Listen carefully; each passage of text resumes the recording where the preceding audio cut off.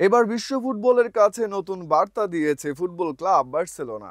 Million million pound খরচ করে তারকা খুঁজে আনার চেয়ে নিজেদের লা মাসিয়া একাডেমি থেকেই প্রতিভা বাছাই করে দল গড়ো আর চ্যাম্পিয়ন হও। আর তাই বার্সার জার্মান কোচ হ্যান্সি ফ্লিক এবার একঝাঁক তরুণ প্রতিভা দিয়েই দলকে লা লিগা চ্যাম্পিয়ন করেছেন, যেখানে তার স্কোয়াডের 10 খেলোয়াড়ই ছিল লা মাসিয়া থেকে গ্র্যাজুয়েট করা। ইউরোপের অন্যান্য ক্লাবের সঙ্গে বার্সার পার্থক্যটা এখানেই।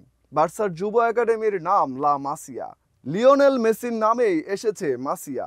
এই মুহূর্তে বিশ্বের প্রায় 30টি দেশে বার্সার এই একাডেমি রয়েছে। 6 বছর বয়সে এখানে ভর্তির জন্য আবেদন করা যায়।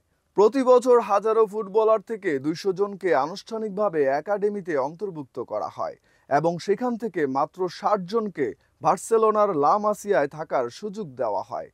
এখান থেকেই উঠে এসেছিলেন মেসি, পিকে ও ইনিয়েস্তারা। সোনালি সেই প্রজন্মের পর বেশ কয়েক মৌসুমে শূন্যতা ছিল, তবে এবার বার্সার স্কোয়াডে লা মাসিয়ার খেলোয়াড়রা দলকে ঘরোয়া আসরের 3টি ট্রফি এনে দিয়েছেন।